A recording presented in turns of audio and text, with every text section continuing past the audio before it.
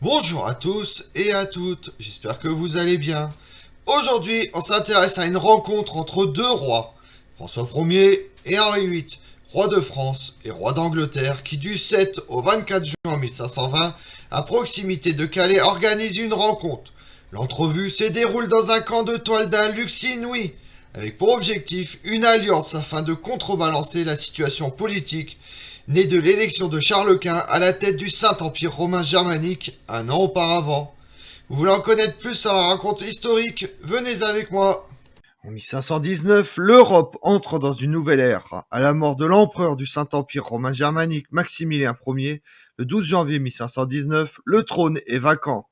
Deux hommes rivalisent pour l'occuper. Charles de Habsbourg, petit-fils de l'empereur défunt, roi d'Espagne, de Naples et de Sicile et seigneur des Pays-Bas. De l'autre côté, on trouve François Ier, roi de France. Un troisième candidat les rejoint, encouragé par le pape, Henri VIII, roi d'Angleterre.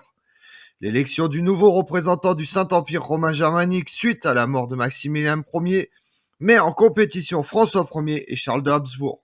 Henri VIII se retire rapidement de la course. Le roi de Portugal, Manuel Ier, décide d'apporter son soutien à Charles de Habsbourg. L'assemblée des 7 princes électeurs, les archevêques de Cologne, de Mayence, de Trèves, le roi de Bohême, le duc de Saxe, le comte palatin du Rhin et le margrave de Brandebourg choisissent le nouvel empereur germanique. En principe, en fonction de l'intérêt politique de l'un et de l'autre, mais en réalité, en fonction des sommes d'argent reçues. François Ier dépense 3 millions d'écus afin de se faire élire, mais commet l'erreur de payer en avance.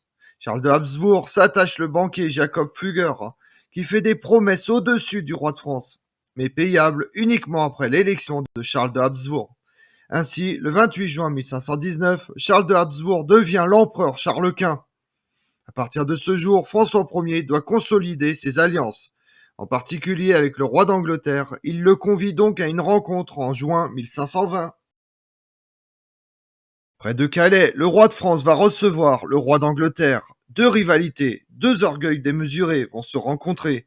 Outre les deux rois, sont présents 3 reines, des princes, des princesses, des ducs et des duchesses. 5000 ouvriers participent aux travaux d'aménagement, 2 villages sont construits, environ 2800 tentes sont installées, recouvertes de velours ou de drap d'or. Parées aux armes des futurs occupants et au sommet de chacune est montée une pomme d'or. Henri VIII s'installe à Guignes, terre anglaise, le 4 juin. Il se fait construire un château de bois et de verre, le palais de cristal, dont les fenêtres sont en trompe-l'œil. Le palais a environ 10 000 mètres carrés aux couleurs des Tudors, des dorures et des fontaines de vin rouges. François Ier prend ses quartiers à Ardres, territoire français, surmonté d'une statue de Saint-Michel terrassant le dragon. Elle comporte 4 grandes salles, dont les tapisseries intérieures sont en velours bleu parsemé de lys d'or. L'extérieur est décoré de draps d'or frisés. Les autres tentes, drapées de soieries de Tours, sont attribuées aux reines Claude de France et Catherine d'Aragon, aux grands personnages tels que le connétable de Bourbon, le cardinal Thomas Wolsey, la comtesse de Chateaubriand, maîtresse de François Ier. Les seigneurs, heureux de participer à cette rencontre, se ruinent et vendent tous leurs biens pour construire ces tentes et porter des habits d'apparat. Dans ces plaines des Flandres, ce ne sont qu'étendards et oriflammes brodés, comédiens qui répètent leur spectacle, des gentilshommes du royaume croisant des dames en grande toilette, le tout au son des cors et des trompettes. Même les chiens des dames de compagnie portent des colliers de pierres précieuses. Henri VIII, 29 ans, François Ier, 25 ans, se rencontrent donc le 7 juin 1520, précédés chacun de leurs 2 connétables, montés sur de grands chevaux carapassonnés d'argent. Ils se rejoignent au son du canon. Le roi de France est vêtu de blanc et chaussé d'or. Le roi d'Angleterre vêtu d'argent et de pierres précieuses. Chacun est suivi par leur escorte composée de 400 archers et 400 hommes d'armes. À un endroit spécifique, matérialisé par une lance, les 2 rois continuent seuls, se saluent, s'embrassent, descendent de cheval et se donnent l'accolade. Remontés à cheval, ils rejoignent la tente prévue pour leur première rencontre, accueillis par leur connétable. Au bout d'une heure de discussion, ils sortent bras dessus, bras dessous, éclatant de rire franc pour se rendre à leurs tentes respectives. C'est le début d'un mois de festivités, des repas somptueux, environ 2000 moutons, 50 hérons, 4 boiseaux de moutarde, accompagnés de vins de Malvoisie, de clairé, de vins de Bourgogne et de Bordeaux. En 48 heures sont servis 248 plats. De bals, de spectacles, de danses, le 9 juin vient le temps des tournois et combats de toutes sortes. Au fil des jours, François Ier et Henri VIII se rendent compte qu'ils ont des points communs, le sport, l'art et les femmes. Ils sont si bien ensemble que François Ier va au matin se précipiter dans la tente d'Henri VIII pour être le premier à lui tendre sa chemise. À la cour, c'est un honneur d'habiller le roi, mais la bonne entente va se gâter.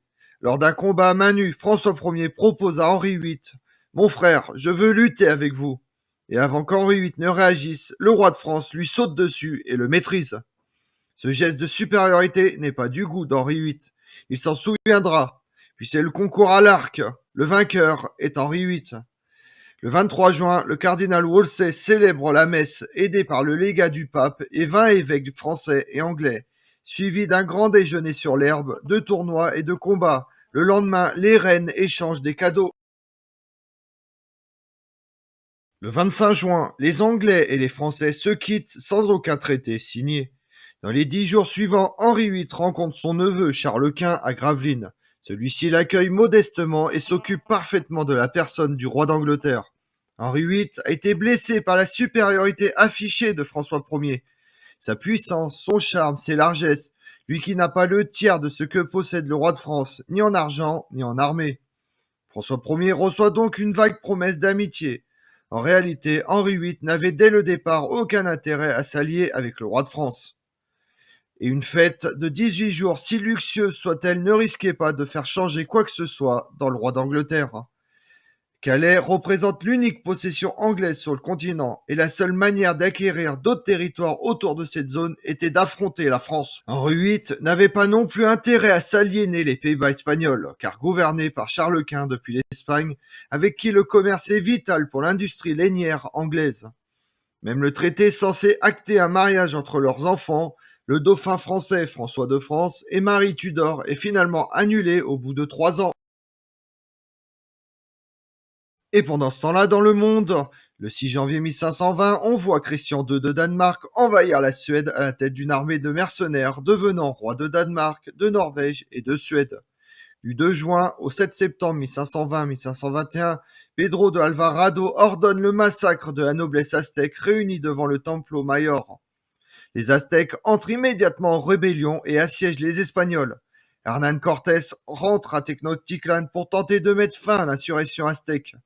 Moctezuma II est touché mortellement par un jet de pierre durant l'insurrection. Hernán Cortés s'enfuit de Tenochtitlan. Le 7 juillet, on voit la victoire de Hernán Cortés sur les Aztèques à la bataille d'Otumba en 1520. Le 22 septembre 1520, c'est le début du règne de Soleiman le Magnifique.